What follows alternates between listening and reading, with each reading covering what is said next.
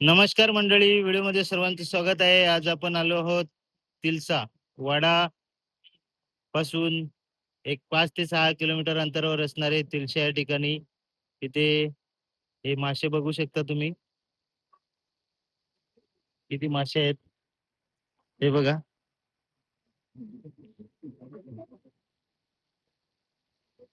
नदीला कितीही पूर आला तरी इथून न जाणारे हे मासे. आता पावसाळा गेला. उन्हाळ्यात तुम्ही आता हा हिवाळा सुरू आहे.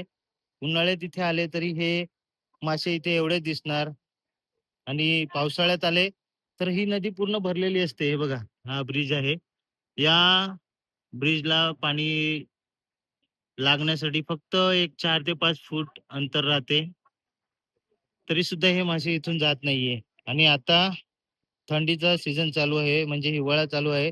आणि हे मासे बघू शकता किती मोठे आहेत. व्हिडिओमध्ये तुम्ही स्पष्टपणे बघू शकता किती मासे आहेत हे. हे बघा.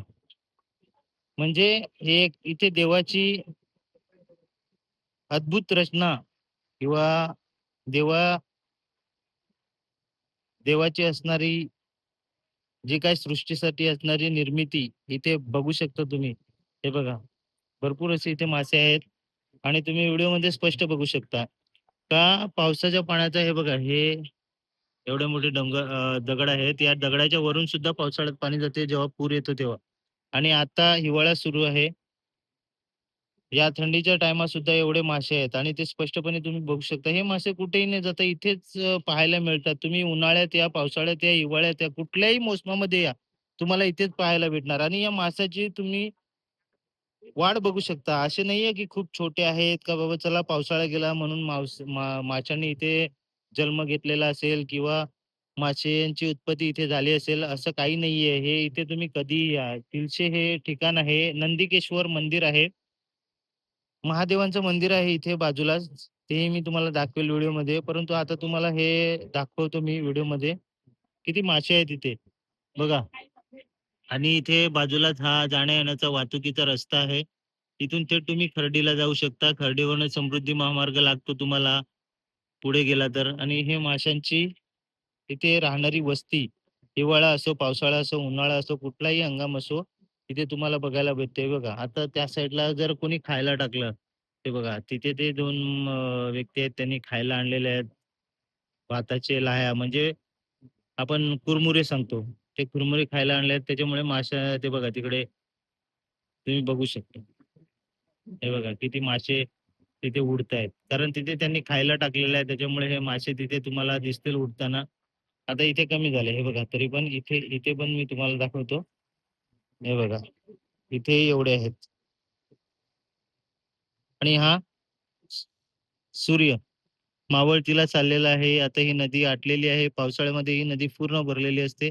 आणि हा सूर्य मावळतीला जात असताना आपण इथे पोहोचलेलो आहोत. पोहोचताना आपल्याला हे एक वेगळं दृश्य पाहायला मिळते. ते म्हणजे माशांचं. का खूप सारे मासे इथे आहेत. तर जे इथून कुठेही जात नाहीये. म्हणजे एक देवाची वस्ती म्हणलं जाईल. खूपच प्रकृतीचं एक सुंदर उदाहरण. का जो म्हणत असेल प्रत्यक्षात देव इथे नाहीयेत, काय नाहीयेत, असं काही नाहीये बघा. कळपच्या कळप तुम्हाला बघायला भेटेल इथे माशांचा भरपूर. आणि हे मासे इथे पकडण्यात येत नाहीयेत, कारण इथे असं आहे की हे मासे जे आहेत, इथे प्रत्यक्षात देवस्थान आहे. त्याच्यामुळे कोणीही पकडण्याचा प्रयत्न करत नाहीये. प्रयत्न केला तर कुठलीतरी एक प्राकृतिक आपदा त्या माणसावर येते, असं म्हटलं जाते. कारण आपण एवढं काही वाचलेलं नाहीये, पुस्तकी ज्ञान नाहीये. तरी पण मी तुम्हाला सांगण्याचा प्रयत्न करतो. आणि बघा, खूप सारे मासे इथे आहेत. बघू शकता तुम्ही व्हिडिओमध्ये स्पष्टपणे तुम्हाला दिसतायत. का नदीला कितीही पूर आला, पावसाळ्यामध्ये ही नदी अक्षरशः ओसंडून वाहते. पुराचं भरपूर प्रमाण राहते. आणि तरीही सुद्धा हे मासे इथून कुठेही जात नाहीये. आणि आता जसं नदी रिकामी झाली, तर हे मासे इथे दिसू लागतात. लोकांची खूप इथे ये-जा असते आणि लोकं इथे त्यांना खाण्यासाठी येतात. त्याच्यामुळे माशांचंही दर्शन बघायला भेटते. अजून एक याच्यात सांगायचं झालं तर नंदी मासा इथे निघतो असं म्हटलं जातं, तेही महाशिवरात्रीला. आता ज्याच्या भाग्यामध्ये असते त्याला ते दर्शन भेटते नंदी माशांचं. परंतु आपल्याला जे हे मासे आहेत हे आता बघायला भेटतात. आणि बघू शकता प्रत्यक्षात आम्ही तुमच्यासाठी ह्या व्हिडिओ मार्फत दाखवत आहोत. तुम्ही व्हिडिओ मध्ये बघू शकाल किती मासे आहेत ते आणि असं दृश्य तुम्हाला खूप कमी भेटेल आणि या भारतामधील महाराष्ट्र राज्यामध्येच हे दर्शन तुम्हाला भेटू शकते. कारण खरोखर जिथे देवाचं स्थान आहे, देवाचं एक वेगळ्या प्रकारचं इथे स्थान आहे आणि तिथेच हे मासे तुम्हाला पाहायला भेटू शकतात आणि ते प्रत्यक्ष दर्शन आम्ही तुम्हाला दाखवत आहोत. धन्यवाद. हे बघा तिकडे अजून दाखवतो मी तुम्हाला. इथे ते बघा खायला टाकत आहेत. त्याच्यामुळे मासे कसे वरती खाण्यासाठी धडपड करत आहेत. त्यांनी ती पिशवी भरून आणलेली आहे. आपण काय आणलेलं नाहीये. नाहीतर मीही तुम्हाला टाकताना दाखवलं असतं आणि मासे खाताना दिसले असते. आता बघा तो व्यक्ती त्याच्या हातातलं टाकलं. मग बघा मासे कसे वरती येतात खाण्यासाठी आणि हे बघा हा हा पाणी वाहतो. हा प्रवाह आता खूप छोटा आहे. परंतु जेव्हा पावसाळा असतो तेव्हा खूप जोरात वाहतो आणि या जोरात वाहणाऱ्या प्रवाहामध्ये हे मासे कुठेच न जाता इथेच थांबतात. आणि हे तुम्ही कधीही या. मी सांगतो म्हणून नाहीये. तुम्ही प्रत्यक्षात इथे येऊन बघा. कधीही येऊन बघा, कुठल्याही वर्षी येऊन बघा, कुठल्याही दिवशी येऊन बघा, पावसाळ्यात येऊन बघा, उन्हाळ्यात येऊन बघा, हिवाळ्यात येऊन बघा, तुम्हाला इथेच पाहायला भेटतील. पावसाळ्यामध्ये आल्यानंतर जर तुम्हाला पाहायचं झालं तर या नदीला पूर असतो. मग पुराच्या परिस्थितीमध्ये तुम्हाला पाहायला भेटू शकत नाहीये. परंतु जर तुम्ही उन्हाळ्या आणि हिवाळ्यामध्ये आले तर तुम्हाला प्रत्यक्षात दर्शन घडेल आणि या पद्धतीने दर्शन घडेल. किती मासे आहेत बघू शकता. आणि आता तुम्हाला मी थोड्या वेळात याच्या बाजूला असलेलं नंदिकेश्वर मंदिर दाखवणार आहे. हे बघा, हे बघा नदीपात्रामध्ये असणारं हे नंदिकेश्वर तिळशेश्वर मंदिर असं म्हटलं जातं. पांडवकालीन मंदिर हे आहे. तुम्हाला दाखवण्याचा प्रयत्न आहे माझा. हा बघा हा नदीचा भाग. आता आपण पुलाच्या खाली आहोत आणि आता या मंदिराच्या पायऱ्या चढत आहोत. हे बघा हा मंदिराचा भाग आहे. दर्शन घेतल्यानंतर तुम्ही इथून खाली उतरू शकता आणि हे चाफ्याचं झाड आहे. किती विस्तीर्ण असं झाड आहे हे चाफ्याचं.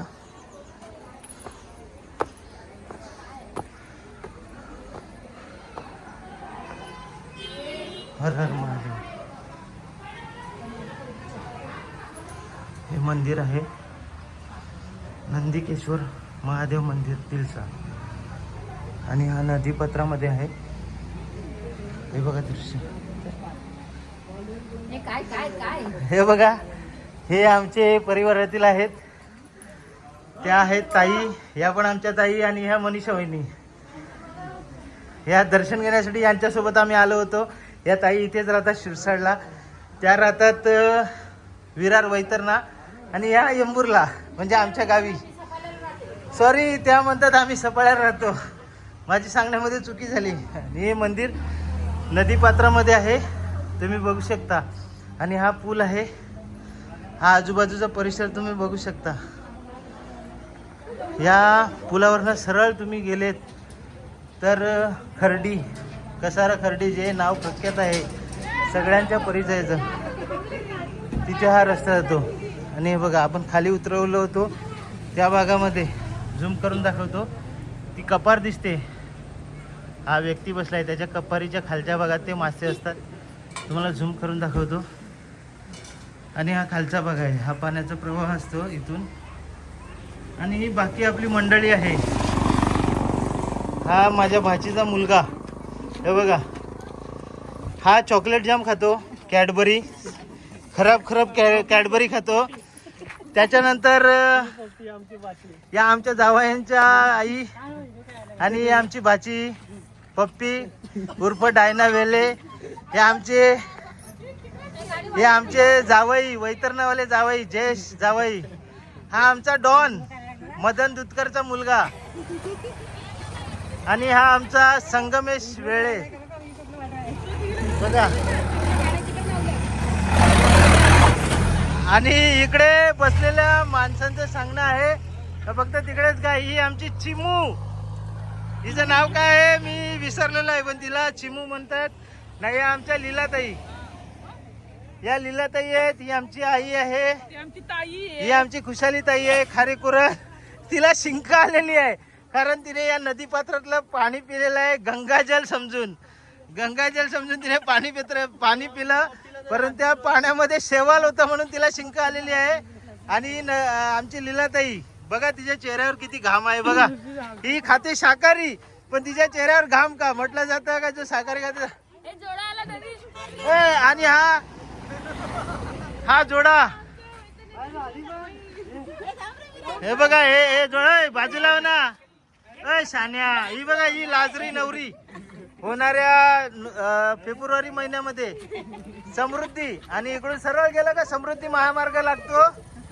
ती समृद्धी पण ती तिच्या सासूच्या मागे तोंड लपवत आहे. एवढं तर नाही लाजावं, नंतर बघू किती लाजते. आई तुम्ही आम्हाला सांगा नक्की किती लाजते ती, की तुम्हाला उलट देते. हा, हे आम्हाला तुम्ही नक्की कळवा. आता व्हिडिओ मध्ये किती लाजते आपल्याकडे प्रूफ आहे. या व्हिडिओ मध्ये राहील का तू माझ्या मागे लपत होती. आणि हे नवीन जावई, पण यांचं नाव आहे नितीन जावई आमचे. आणि त्रिशा चॉकलेट खाते. चॉकलेट घेतली का ती कोणाकडे पण जाते. आणि मी तुम्हाला कधीपासून सांगत होतो, श्री क्षेत्र नंदिकेश्वर शिव मंदिर देवस्थान तिळशे वाडा तालुका, रजिस्ट्रेशन नंबर तुम्ही बघू शकता. दर्पण पाटील यांच्या सौजन्याने लाभलेलं प्रवेशद्वार तुम्ही बघू शकता. आणि आपली सगळी मंडळी इथे आता उपस्थित आहे. धन्यवाद. आजच्या दिवसाचा सांगता होईल या सूर्योदयाच्या.